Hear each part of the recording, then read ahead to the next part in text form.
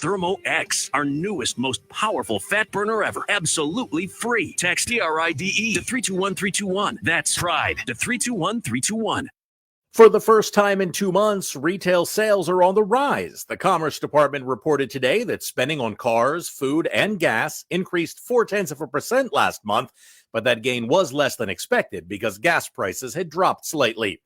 Diversity, equity, and inclusion programs on Florida higher education campuses have been defunded by the state. A bill blocking Florida's public colleges and universities from funding diversity, equity, and inclusion programs will soon become law in the Sunshine State. Student Madison Markham. Ron DeSantis signed one of the most insulting pieces of legislation in academic history, I'd say, in the United States, on our very home campus. Republican Governor Ron DeSantis at New College, where he signed the bill. This has actually been implemented across the country. DEI is better viewed as standing for discrimination, exclusion, and indoctrination. The laws go into effect Saturday, July 1st. I'm Lance Pry. AAA is predicting air travel over Memorial Day weekend will surpass pre-pandemic levels. They expect 3.4 million Americans to fly over the holiday weekend. It's an 11% increase over last year and 5.5% more than 2019. If you live in Green Bay, Wisconsin, lucky you. You live in what U.S. News and World Report says is the best place to live in America. Huntsville, Alabama comes in at number 2, followed by I'm John Schaefer, USA News. Do you have a story to tell? Bring your story to life with audiobooks. Great stories deserve great storytelling. Audiobook Network provides professional voice actors and full production services for every author's manuscript. From narration, production, and editing to distribution, promotion, and sales, Audiobook Network handles everything. If you have a print book, ebook, or even a manuscript, call Audiobook Network now and get our free audiobook guide. 800-734-1229, 800-734-1229. The following is an America Matters Media production. The views expressed do not necessarily represent those of the station or its advertisers, although we think they should. But that's the opinion of America Matters Media.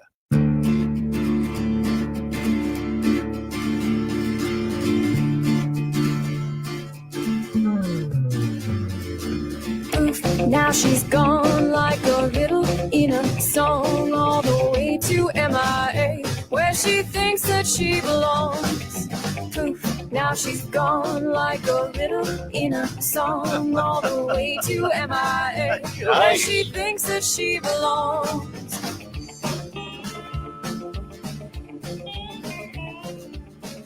Welcome to What's the Story? This is hour number 2 on Tuesday, May 16th, and I'm here with Doug Ashby and Ed Knoll, and we're getting ready to talk to wow, there she is, Maria Jacobs.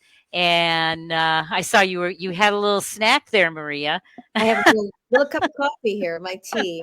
Is that what she that was? Eating chocolate too? No, you're eating the chocolate. Oh, okay. She's just got some tea. Some vanilla chai tea. Oh, that Nice. sounds wonderful. Yeah. Oh, wait a minute. How come she's so big and we're so small over there? Because she's much more important. I was going to say, after you hear her bio, you'll know why. And speaking of that, Maria, Yes. I'd love it if you would share with our audience a little bit about you and your career. Wow, a little bit. Well, Well, you could tell us a lot, but we're going to run out of time if you tell us too much. Well, I have a couple different things going on in a career. I'm a performer and a recording artist, national, and a national voiceover artist. But I'm also an educator on the collegiate level and also in the K through 12 classroom. Although right now it's centered on K through 12. So yeah, so I work as an educator and as a performer. That's wonderful. And you're from Cleveburg. Yes, I am originally from Cleveland. I actually now reside in Cuyahoga Falls, close to Kent State, where I teach. But my dad grew up in Southern Ohio, so oh, good. He knows your territory. I'm a hillbilly. You guys are city folk. That's funny. So Ohio's kind of a hillbilly, if you ask me. Yeah, we are. So you got your start in music really with your dad, isn't that true? Yeah. Yeah. My Yeah. dad is 91 years old and he still goes out and drums, not as often as he used to, but he still drums. And, I was just exposed to great music to listen to, honestly, on the radio, and great records of the great jazz greats, Ella Fitzgerald and Chick Webb, and a lot of the big band crooners, Joe Williams, Matt Monroe, Doris Day, Helen Forrest, all the big band crooners. That's what Dad listened to. But he loved Ella Fitzgerald, still loves Ella Fitzgerald. So that was my, jazz singing influence early on. And of course, as I grew and got to be 9, 10, 11, 12, teenager, high school, Dad would bring me up to the bandstand on his gigs and I would sing with my papa. So my first live experiences were with my dad. My first singing experience was in church. That's where I started. I got started in the church. So did you take any formal lessons or was it truly more you learned as you went? Yeah, the answer is yes to both questions. Actually, I was really just kind of, I auditioned for choir. I auditioned for musicals when I was in school, and I did it from a very early age. Honestly, I was a flute player from the 4th grade on, and that was the center of my focus, really, until I started singing jazz more regularly. And that actually didn't start happening until I went off to college. So music was in my blood. I learned to read music. I learned, a lot of music theory because of my flute playing. And I sang in church and I sang in school. And it's not that I didn't love singing. I did, but I didn't really get bit hard until college when I started going out, sitting in with a lot of jazz trios. And I had a jazz vocal teacher at the time who was, knew every song in every key, could play it on the piano. And I really grew my repertoire when I started working with Michelle. Her name was Michelle Horsfield, long gone. I mean, she's been gone for decades, and my father, my father just exposed me at an early age to the Great American Songbook. So I've always had a very wide vocabulary as far as tunes go. Wow, that's great. Question? No, I have a statement, though, that I really think is great about you. And I plucked this off some of the other areas that I could find your name. Right. And to me, it just warmed my heart for you. And it says she is the 2016 inductee to the Brooklyn High School Hall of Fame. Yeah. Her alma mater. And I think that is so great. Really I think that's what everybody. Yeah. I mean, you have arrived. Well, being respected by your own people, there's like no greater, because sometimes it's hardest to please the people you come from. You know what I mean? So I do. I will agree with you on that. It is harder as a business to get people to respect you and honor what you do in your own town than it is across the pond, across the country. Yeah. We had more business in the beginning from other countries, other places, other countries than we did in the United States. Wow. So you're never a prophet in your own city. That's true. I was gonna. Jesus was kicked out of his hometown as well. So there you go. Well, good company, right? After reading your bio, and our word of the day is serendipitous, and it sounds like you've had a little serendipity in your life, and like being a singer pseudo reluctantly, or what's next for you? It looks to me like Queen of England. Wow. I have really kind of spread out into a lot of areas. I'm a voiceover artist and a national recording artist.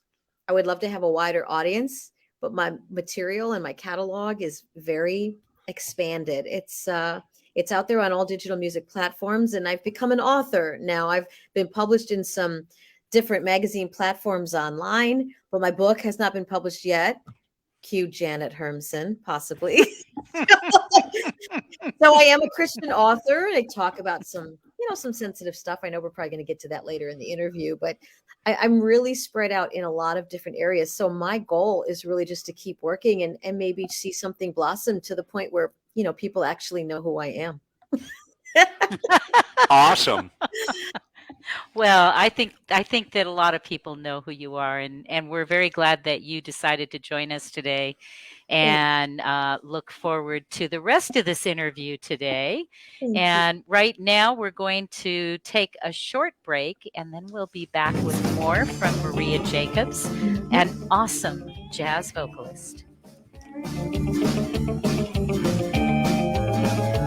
If you're living with diabetes and using insulin, you know the pain of pricking your fingers over and over again. Ouch! Well, by wearing a small remote device called a continuous glucose monitor, or CGM, you can reduce the pain of pricking your fingers. If you administer insulin 3 or more times per day or use an insulin pump, call now and learn how a CGM can help you. Painless. No more pricking my finger. No finger pricks. Convenience. They delivered it free and they took care of all the paperwork. You can reduce pain right away. Plus, it's accurate, easy to use, and helps you spend more time in range. And if you have insurance, you can get a new CGM at little or no out-of-pocket cost. Call now and get free shipping of your new CGM. Plus, we'll bill your insurance for you. 800-432-8150. 800-432-8150. 800-432-8150. That's 800-432-8150. Adopt US Kids presents What to Expect When You're Expecting a Teenager. Learning the lingo. Today, I'm going to help parents translate teen slang. Now, when a teen says something is on fleek, it's exactly like saying, that's rad. It simply means that something is awesome or cool. Another one is totes. It's exactly like saying, totally, just shorter. As in, I totes love going to the mall with Becca. Another word you might hear is jelly.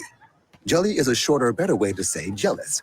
As in, Chloe, I am like so jelly of your unicorn phone case. You don't have to speak teen to be a perfect parent. Thousands of teens in foster care will think you're, rad, just the same. To learn more, visit adoptuskids.org. A public service announcement brought to you by the U.S. Department of Health and Human Services, Adopt U.S. Kids, and the Ad Council. Wake up and text. Text and eat. Text and catch the bus. Text and miss your stop. Wait. Text and be late to work. Sorry, I'm late. Text and work.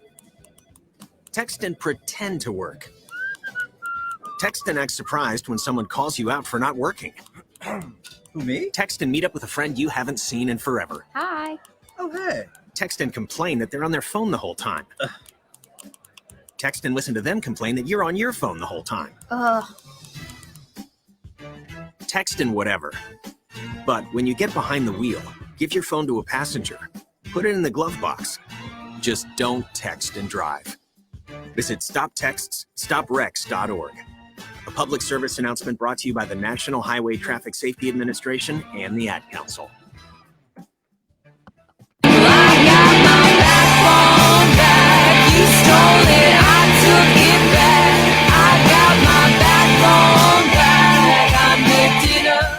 Want to expand your advertising dollar? Sponsor this or any America Matters program by calling 775-827-8900, extension 2. Now back to the show. Welcome back. This is What's the Story? I'm Janice Hermson, and we are here today with Maria Jacobs, who is a jazz vocalist among many, many other things that she has accomplished in her life. And as we get into this, I know Doug has a couple of questions for you, but I want to first talk to you about some of your career challenges and your decision to move to Los Angeles and then get out of Los Angeles. Kind of give us a little bit of background on that, because most people would say, oh my God, that would be the perfect place to be in your position. Yeah, well, I mean, times have changed even since I moved home in 2009. I mean, there are more people leaving Los Angeles. Yeah, that's true. Right? I mean, it's a true. great exodus going on over there. Well, yeah, I had a lot of the same challenges that a lot of young artists encounter, especially being a jazz vocalist. And that was actually the biggest challenge. I wanted a big career. I wanted big stages, wanted to sell records and perform for a living, but I only wanted to sing jazz, and Ironically, I had a cousin in the record business. He's passed away now. He actually died very suddenly many years ago, but he was very, very behind me, very supportive of me. And the thing he was not the most supportive of was my moving out to LA. And I didn't move out until years after he passed. But I can remember him. He was working for Curb Records, Mike Curb, the great country. I think they had the Judds many years ago. I don't know where Curb Records is today. No, honestly, I don't. But he used to work for him out on the West Coast. Apart from being a dear cousin who I loved so much, the whole family just adored Joe. He was really poised to do something with my career. And he was always trying to get me to step away, not away, but, broaden my circle from just singing jazz. But at the time, I was really a jazz junkie. I wanted to hone the skill of jazz singing. I wanted a big career, and I wanted to hone the skill of jazz singing. When I went out and did wedding gigs and sang cover bands, I used to come home just feeling so defeated. Singing other people's hits, that was not what was tripping my trigger, but put me on a jazz gig with a great jazz trio. The freedom in singing jazz is just, it's unparalleled to any other kind of music, and it always will be for me, But, ironically, after he passed, little by little, my life evolved. I started writing music, and it wasn't always straight ahead jazz music that I was writing, but I was also very, very influenced by the greats of the 70s, Joni Mitchell, Carole King, Stevie Wonder, Tina Marie. I loved it when they were singing it, But when I was going out and singing other people's hit songs in wedding bands and such, it always lost something in translation to me. So my heart, I've always had a jazz heart, but, by the grace of God, I've also expanded a little bit into a much broader genre. The umbrella got a little bit wider as I got older. As I said, it really happened because I started writing music. So, when you talk about challenges, a big challenge back then was that there was never that many places to go out and really hone your craft. It was diminuendoing, you know what I mean? You look at it now and you're like, man, it was a heyday back then. It felt like there was a club on every corner and a jam session on every corner. And back then we didn't think we had enough. Now I look at what young people have and I think, oh my God, there's like nothing. There's next to nothing for these kids to go out and cut their teeth. There's very few open mic nights. LA was a little bit different when I lived there. There were a few, but I don't know. I get very bummed out when I think about what my students have today to go out and really cut their teeth, especially in jazz singing, When you lived in Los Angeles, where did you live? Los Angeles is a big place. Yeah, where did I not live? I think I started off in Santa Monica. I lived in Redondo Beach for a while, North Hollywood, further out in the West Valley I lived. I had a lot of trouble when I lived in LA. Like my first few years there, they were a giant honeymoon. Everything was great. I was working with the best musicians. My first gig in LA was Sarah Vaughan's piano player, Ella Fitzgerald's bass player, and one of the most recorded Motown drummers. I could give you George, I'm sure they're all deceased now, but George Gaffney played for Sarah Vaughan for over a decade. Wilford Middlebrooks is probably on the most famous Ella Fitzgerald recording, the Live in Berlin album. It's called Mac the Knife. Mm-hmm. So he was on the gig. And then Earl Palmer, he was a tremendous drummer who was on a lot of Motown recordings. That's where I started. There was nowhere to go up from there. I was right. You get it? Well, I hear you say that, but again, in my notes here, I plucked off your bio. You have written over 100 songs, so I'd say that you did stretch out a little bit from that experience. Yeah, it's to me, every singer in America should know the Great American Songbook. That's like an actor who doesn't know Shakespeare. You kind of are left going, what? So I think being trained in the standards and really learning, just the functional harmony that goes along with American music. I just think I think it's a must, honestly. And there's some singers out there making money hand over fist. They have big careers and maybe they're not familiar with jazz music or the blues or the way that I came up really listening to and learning and honing that particular craft. So, but like you said, as I started writing, the more I took piano lessons, the more I started writing music. And as I started writing music, I wasn't always writing Great American Songbook style songs. I was writing a little bit more pop material, you know what I mean? And that grew into some smooth jazz, and it grew into some straight ahead jazz. So I have a pretty wide catalog, and I have written a lot of songs, but that is when I really started to expand. It was through the craft of songwriting that I began to really expand the material that I was doing. And to that, right? Very working with Jan as a publisher and working with authors. Very few of them write songs too, right? So I don't know. What's harder, right? Right? Is it harder to write a song than a book? No. The answer is a resounding no. I've gotten to a point, by the grace of God, that I've become, I've got some songwriting acumen, right? So I can write a song pretty quickly if I know the direction and the story that I want to tell. Putting it to music, that's become a little bit easy for me, which is a great thing. I told Janice, if it wasn't my story that I had a burning desire to get out, I doubt I would have ever written a book. I mean, that was about my story, talking about some sensitive things in my life that I've endured and that I've overcome. And when I was going through the thick of it, I was reading other people who'd written books about the same kind of struggle. And those books really helped me with my struggle. So, I mean, I don't know if you want to go there now, but the way that my book evolved was out of a lot of pain. It came out of it started off as writing therapy, and it ended up as a book that I'm hoping to get published. Do you want to ask your question? Since you've brought this up, Doug has a question for you. Well, I have, kind of two. One of them, yeah. One of the things that it says you do voiceover consisting of character voices, radio commercials, and on-the-air DJ, and a traffic reporter audio. Oh yeah, that was early. Oh my gosh, Yeah. I think I guess maybe this falls back to when you really have a good voice, you can apply it anywhere, huh?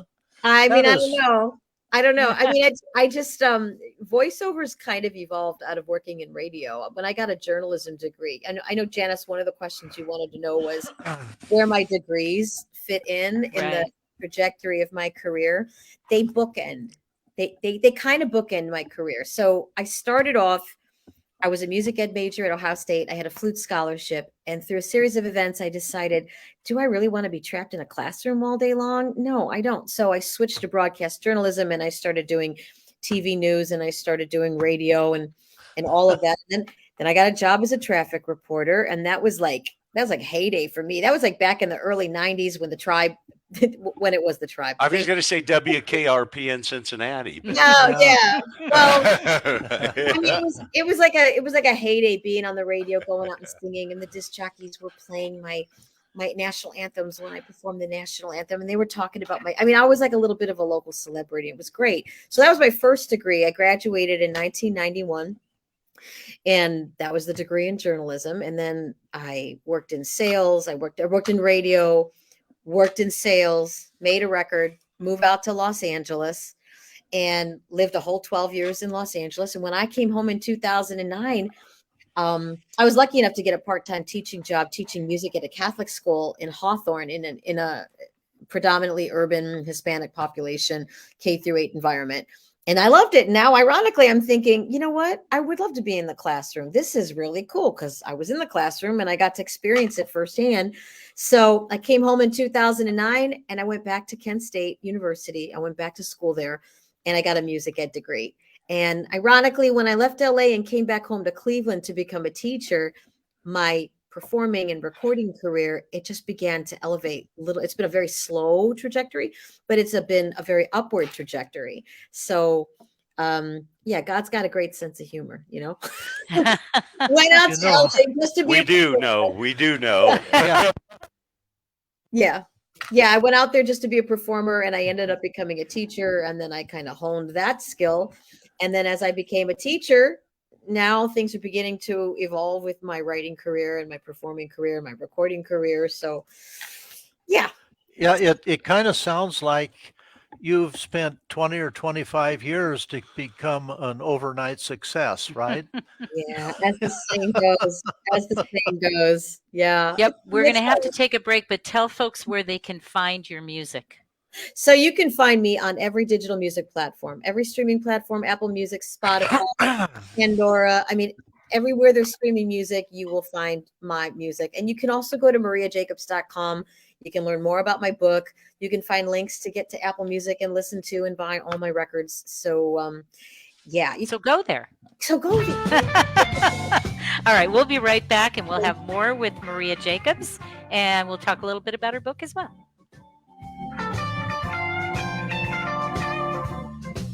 I like that you're playing the blues.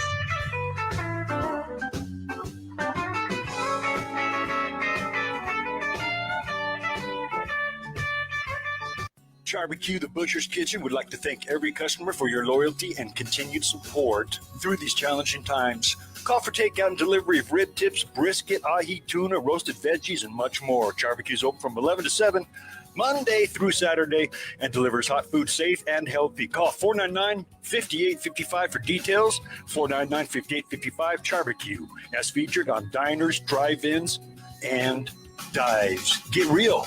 Get into Barbecue Reno. Okay, we are running a car drive right now to help veterans all across America. So if you have an old car, truck, or van, even a motorcycle or an RV sitting around, you can right now give it away and help the vets. They really need your help. And your car will help support the vets and their families. And guess what? You even get a tax donation. Plus, we'll even come and pick up your car for free. And all you've got to do is pick up your phone right now and make a free call. Now is the perfect time to do something good for the vets. Give back to the vets right now for all they've done for this country. And your old car can really help them. So call the Veterans Car Donation Program right now for free pickup of your vehicle. Help the vets and help your taxes at the same time. Call right now. 800-296-1259. 800-296-1259. 800-296-1259. That's 800-296-1259. 1 in 3 adults in America have prediabetes, but most don't know it. To let people know it can be reversed before it becomes type 2 diabetes, professional basketball player Julius Randle is doing everything in reverse. I'm only dunking with reverse windmills. I drove the whole way to practice in reverse. I don't recommend it. This move's called the reverse shuffle. I do recommend it. And it took me months to learn how to speak in reverse, like this. Here's 10 almost for diabetes type 2 with living Ben has mama. In other words, my mom has been living with type 2 diabetes for almost 10 years. So together, we want to say to the 84 million Americans at risk, exercise and healthy eating can help reverse prediabetes. Start by taking a simple 1-minute risk test at doihaveprediabetes.org. Brought to you by the Ad Council and its prediabetes awareness partners. Bet he can't say that in reverse. And what you doing with your phone? Taking pictures? No, I'm asking it questions. Like what? Hey, Bobo, do flowers have best friends? I'm sorry. I'm afraid I don't know that. Hey, follow me. I want to show you something. Look, flowers do have best friends. Whoa. Some answers can only be found in nature. Discover the unsearchable. Visit discovertheforest.org to find a trail near you. Brought to you by the United States Forest Service and the Ad Council. Wake up, the sun below. Got another road to sow. Let the fire feel the hope swelling up from the depths of my soul. Unable to listen to the whole show? A recording of today's program will be available later today. Visit americamatters.us and click on the podcast link. Now back to the show. This is What's the Story? I'm Janice Hermson. I'm your host.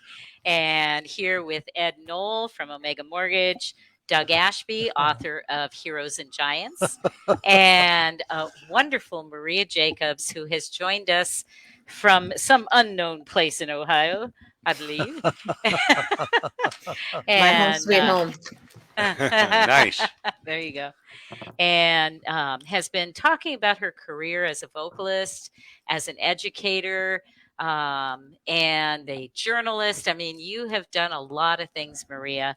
And I guess that leads to one of my questions, which would be, do you have a favorite of those things? Singing, teaching, writing music? Is there anything that like rises above the others? I mean, first and foremost, the first thing I ever did was sing. So that, I mean, singing, and specifically jazz singing, that will always be my first love. But, you know, it's great to be able to expand and do a lot of, I think you have to do a lot of different things. Honestly, you know the business. I mean, yeah, that's true. You can't really be a one-trick pony and expect to go very far, in my humble opinion. So, you know, but that, yeah, I think that'll always be my first love. You know, that fits right into some other things that I've read about you. And, you know, you look at it is. I wouldn't get nervous. Don't get nervous. He did his homework, I said. Yeah, well, I'm you honored. know, I like to look at you as a whole person. And why I say that is because people look at a celebrity like you and they think, oh, well, she's just had it easier her entire life. That's why she's there. But one of the things that you wrote, and that it really made me think, it says her words aren't just platitudes either. Music has helped her in helping her fight her bipolar disorder, a battle she's winning now, and one of that triggered in her biography. Faith, healing, and the gift of music. And I think that's great. Much. Thank you. Thank you. Yeah, my book is called Grateful. Faith, Healing, and the Gift of Music is the subtitle. But yeah, that was a beautiful interview. It was at Chuck Yarborough. I think that was the Cleveland Plain Dealer article. You know, I think that the book is called Grateful for a lot of reasons. I'm grateful for the recovery that I've been given. I'm grateful for, you know, the huge blessing of living in remission after years of struggle. I had my whole entire adult life was largely struggle, and I fought hard to live a good life and do a lot of music, pursue my bliss and my path in between a lot of really painful episodes. But I think that the gift of music was something that, when I say grateful, it's not just for the recovery, it's also, believe it or not, for having been bipolar. I always tell this joke. It's a little bit of a joke of mine. Nobody wants to hear from an artist whose life has never had pain in it. You know what I mean? I mean, if you really... That's true. That is so true. Right? I mean, let's just face facts. That's what most people are painting about. That's what most people are singing about. That's what people are playing about, writing music about. I mean, it's... Sure, there's a happy song every now and then that makes you tap your toes, but for the most part, the stuff we connect mostly to is the stuff that helps us process our pain. And that was this great gift that I had throughout my entire journey. And yeah, I mean, to say that you're grateful for the struggles that you've had in your life, I know that's a really bold statement, but I would never be the artist that I am today. I would have never written half the songs that I have written if I hadn't known what it was really like to struggle. It just would have never happened that way. Yeah, that makes a lot of sense. And I guess that leads to a question for me that would be about the book itself. Mm-hmm. So that process of being able to put that on paper, that's not the hardest part, I think, but knowing that you're going to be sharing this with the world, and in your case, with a larger portion of the world than many authors, how does that translate for you, and how did you work through that process? Yeah, I mean, so I started writing the book when I lived in LA, when I was out of work. Yeah, I was out of work. I mean, I lost a lot of jobs in my day, because I was struggling and I just wasn't real effective on the job. I had many struggles, but the one job I never struggled with was working for the Hertz Corporation. I found this account maintenance position where I did not have to cold call. I mean, I cold called all over LA, Compton. I cold called in Compton selling telephone service. I mean, it was a lot of nightmare situations in sales of living in LA. So I get this job at the Hertz Corporation, and I'm managing all these different corporate travel accounts with these Fortune 500 companies. I'm 200% of quota. I love my job. I love my salary. Company car. I didn't even have to pump my own gas. You drive onto the airport lot. It hurts. They check your time. I mean, I didn't have to do anything. It was a dream job. I would still be there if not for September 11th. Oh, wow. A year into my job, September 11th hit, 2001, and corporate travel just declined terribly. So I lost the only good job. They called me into the office and they said, we're sorry, we have to let good people go. You have the biggest territory and corporate wants us to divide it up among everybody else in the office. So, okay. So then you fast forward, I lose this job. I'm out of work. I don't know where I'm going to live. My piano player says, I was going to move back to Cleveland. He goes, no, I need a singer. I was singing with him every weekend. He goes, come live with me and Connie, his wife. So I was very down and out. I mean, I was grateful to have friends to literally take me off the streets, but I sat home and I just wrote cathartically. I sat at his computer every day. I started this book and it became a really difficult journey. And that's where I put the book down for years. And I picked it back up in 2016 when I found it in my office, cleaning my office. And I thought I should really get back to this. So it was a 20-year journey between start and start because I restarted all of it all over again. And actually it was the summer of 2017. So it began to be a heavy burden to write and I just put it down for a long time. And from that point on, I just wrote furiously. Well, it was, kind of funny when you were saying that, you have to have some songs that are down. And I thought it kind of made me laugh from the inside thinking, well, if you wanted down songs, maybe you should have switched over to country western. People don't achieve without challenges. And her book struggles are the same as her writing. Yeah, that's right. True, yeah. And hopefully it's half as good as her songwriting. It'll be a rock star book. Yep. Hopefully. Well, Cindy Lawson says, "Nice voice, Maria. Just listened to one of your songs." So there you go, Cindy. Yeah. And can she see the chat, or is that chat just for you? Because I just wrote "Thank you, Cindy" in the chat box. Oh no, she should be able to see it. Okay, great, good. I think. Yeah, if not, we'll make sure she knows. So, so do you feel like you were born to sing? Is that kind of where you are? That was kind of what you needed to do? My mother passed recently, but my dad and my mom just used to tell me, even as I was growing up, you sang when you were a baby. They used to hear me sing waking up from naps as a kid. You know what's really ironic though? I just have this theory that we're all singers. And some of us are closet singers. What is the first... I was going to say now, not all of us, trust me. Well, I mean, you know what I mean. I Look, do.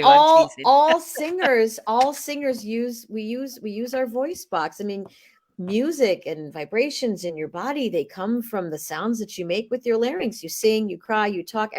Everybody sings something. Not everybody pursues it professionally, but I mean, it's like the one God-given, it's the first instrument. It's the first instrument. So yes, I was born to sing. And yes, I sang from a very early age, longer than I can remember. I can remember going up to the choir loft at church as a young 5-6-year-old. I have memories of being surrounded by my whole family, my aunt, my cousins, my sister, my dad, and our extended church family. It was just a blissful upbringing where we just sang in church. I was raised in a Middle Eastern, Byzantine Catholic environment. And, when we sang, we were singing a lot of Middle Eastern notes in the cracks and things like that. We weren't singing How Great Thou Art in the Middle Eastern choir. So, it was the first thing I did. It was one of the first sounds I ever made, according to my parents, was singing. Wow. That's wonderful. So, would you say that working with the teachers that the people who taught you, who are now your colleagues, how does that translate for you? Is that an easy thing? Was it odd at first? Well, I'll tell you the thing that made it kind of easy but surreal is that the one colleague I had at Kent State was my high school chorus director. So Chris Vanessel and I, when I was a sophomore in high school, he was 23 years old. It was like his first teaching job at Brooklyn High School. So he came in, he started a show choir. He started introducing us to what was when vocal jazz was in its infancy for choirs and such. And he started introducing us to that. And he influenced me so much. And he was the kind of teacher that you just stayed in touch with over the years.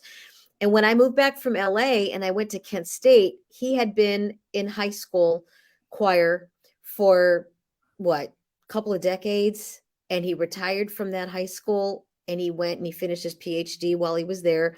And then he went to Kent State and he became a music ed professor who also had the vocal jazz ensemble. He started the vocal jazz ensemble. And that was the first year that I returned to Kent State in 2009. So my high school chorus director became my college chorus director. Wow. And then he was instrumental in getting me the position as voice professor, jazz voice professor.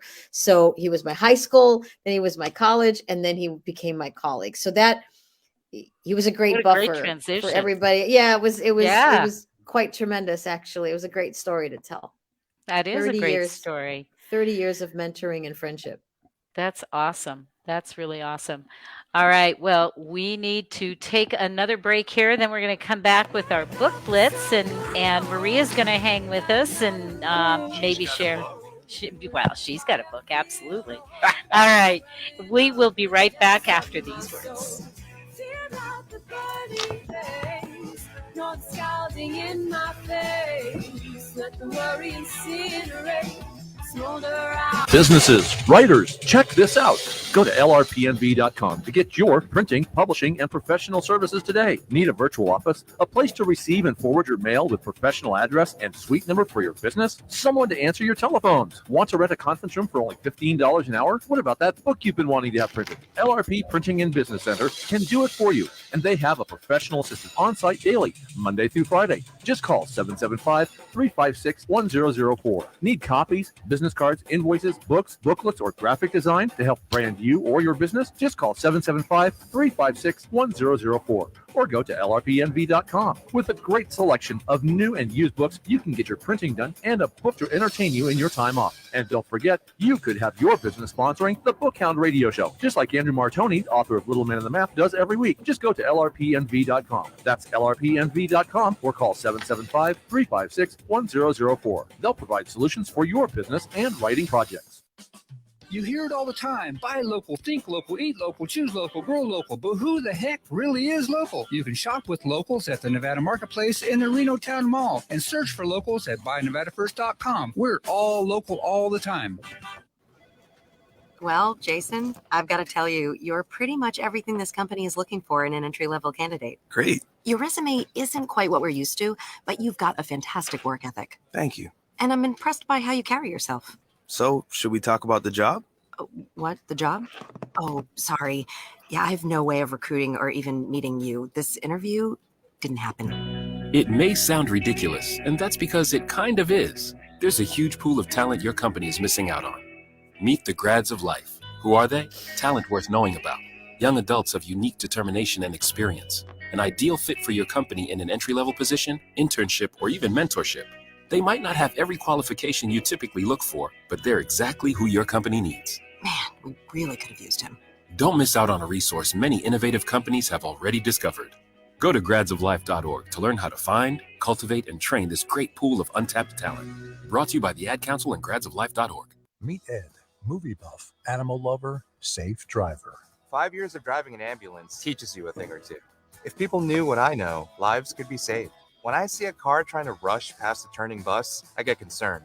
You see, when big vehicles turn right, they have to swing wide to make the turn. And that's a lesson you don't want to learn the hard way. When trucks and buses turn, let's you and I wait. It's our roads. It's our safety. Visit www.sharetheroadsafely.gov. Text and whatever. Just don't text and drive. Visit StopTextsStopWrecks.org. A message from the National Highway Traffic Safety Administration and the Ad Council.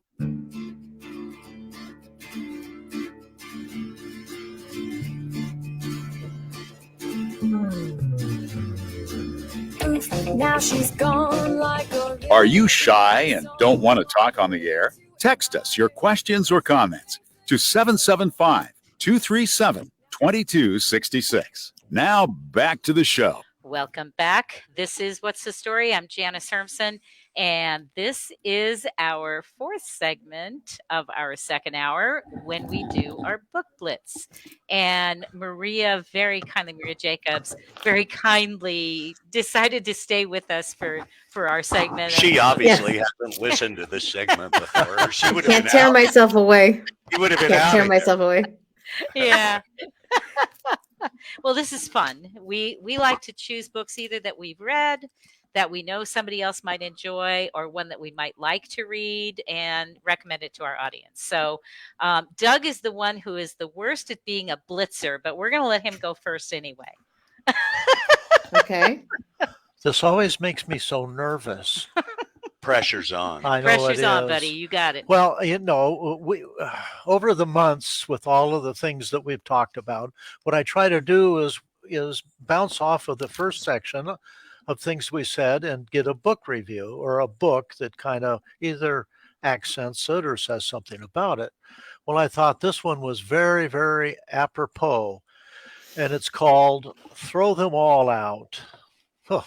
How politicians and their friends get rich off of insider stock tips, land deals, and cronyism that would send the rest of us to prison. Right. Wow. Awesome. And it's I by, love that. It's by Peter Schweitzer. Oh, yeah. And he's the a good author. reason that I offer his name is that if you go on Amazon and put in his name, he has 4 or 5 other books that are worth reading. But let me read you this one because to me it's right to the point. One of the biggest scandals in American politics is waiting to explode. The full story of the inside game in Washington shows how the permanent political class enriches itself at the expense of the rest of us. Insider trading is illegal on Wall Street, yet it is routine among members of Congress. Normal individuals cannot get in on an IPO, which is an initial public offering, at the asking price, but politicians do so routinely.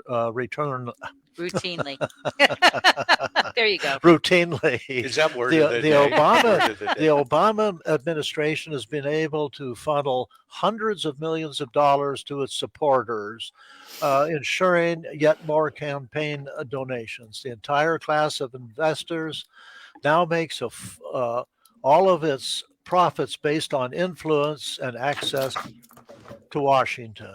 And just Okay, in fairness, if I can say, though that says the Obama administration does it, you could say every administration Yeah, does I was it. going to say that's how.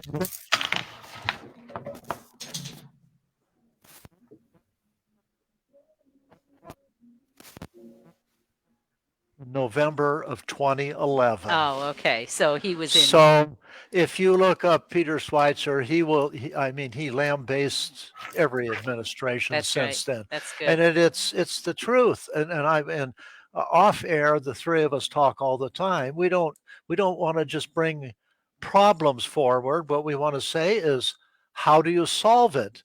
Well, I'm afraid that's, Peter Schweitzer, he's got a foothold on this. Throw all the bastards out. Excuse me. So I think that's a good start for the Book Yeah. Blitz, right? There you go. And I'm going to sweep right in with, Oh. what time is it? You mean now? Advice for life from the Zen master of them all, Yogi Berra. Right? With Dave Kaplan. It's, what time is it? And many, many yogiisms, but he was a sincere, truthful guy. One of his great sayings, and we have several here, but Yogi expounds on the funny, warm, borderline, inadvertent insights that are his trademark. Providence. 26 chapters, one for each letter. Right? He did that nice. letter thing on the book. But I think yogiisms are that providence. Right. And we need to clone him. And after Doug kicks them all out, Mr. Schweitzer, they can replace him with Yogi Berra clones. The only thing that I want him replaced with is somebody that's honest. That wants to serve us instead of be served. And Yogi Berra was a Hall of Fame catcher for the New York Yankees during Murderers Row. Yep, 10 rings. Yeah. All right, Maria, are you going to join us in our quest here for a book? Sure. All right, fire away. Okay. So besides mine, which has not been published yet. Good for you. Yeah. I have so there's this wonderful I have a bad habit of like reading books partway through, putting them down, finding another book, reading it partway through.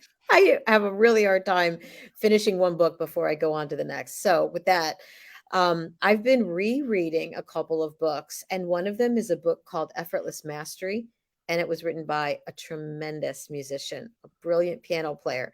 And the title is really what his platform is about. It's just, it's hard to be effortless when you put so much effort in, when you don't get out of your own way to play. He's a piano player, but this book is for any musician, anyone who has a craft that they, how you just kind of, you overwork it, you keep pushing, and you try, and the best way to make the best music, I'll speak musically because I'm a musician, is to just kind of learn to get out of the way and just letting the music come through you. And there's a lot of technique work you do to get to that point. But, when you've done a lot of your nuts and bolts working, the idea is to just be effortless, sing effortlessly. And you really have to stop trying in order to do that.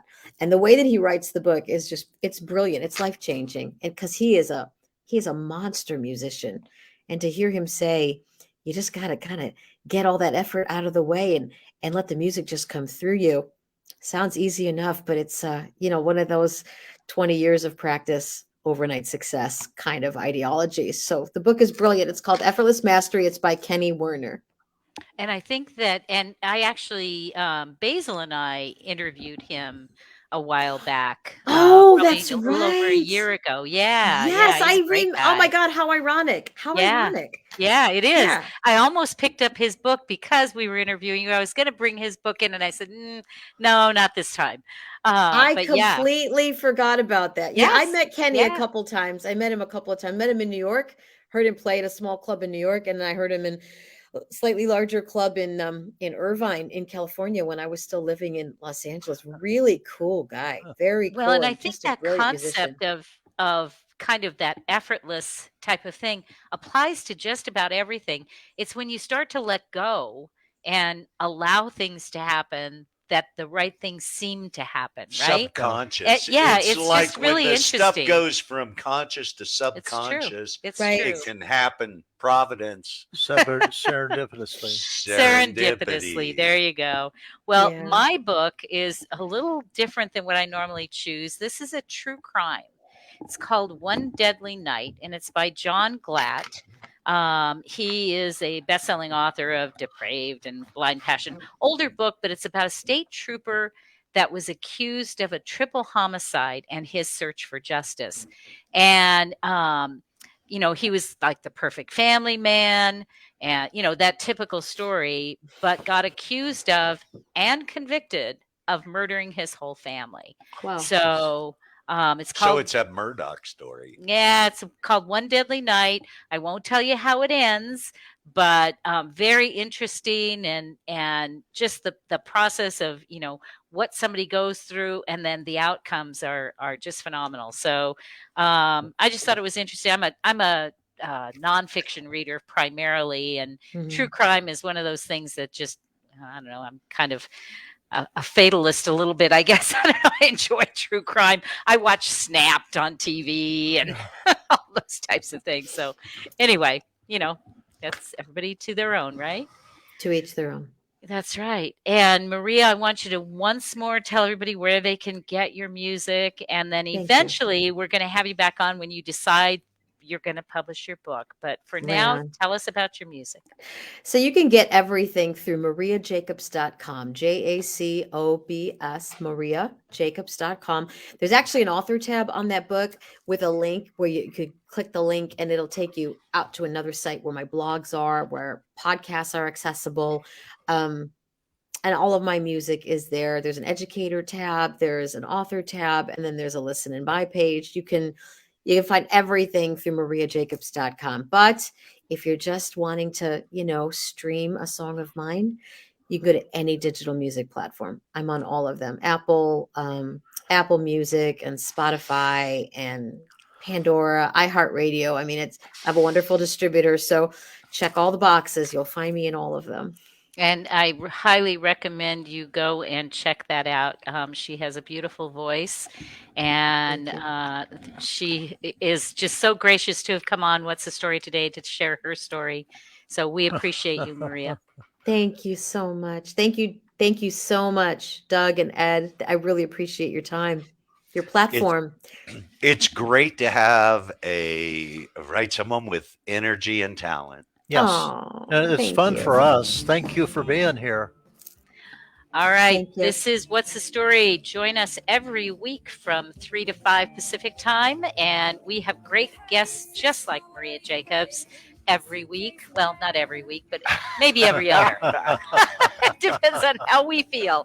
But join us. We always are talking In about Northern the Nevada, story. there's a one-of-a-kind home that provides temporary overnight lodging when veterans or family members are receiving medical care in the Reno area, some from hundreds of miles away. Too often, overnight accommodations are a financial and logistical challenge. Stephanie Tanksley and her husband are veterans who come for treatment from Bishop, California. We were lucky enough to be connected to the guest house so that I could stay for 10 nights when my husband was in the hospital. So I was able to visit him every day. It was just a blessing. Veterans Guest House is privately supported by individual and community donations from people like you who recognize our responsibility to support our heroes. And no government money is received for day-to-day operation of the house. Please support this organization. The Veterans Guest House is an amazing resource for veterans. Supporting this organization is one of the best ways that you can donate your time and your money just to help our veterans and their families. Find out how you can help at veteransguesthouse.org.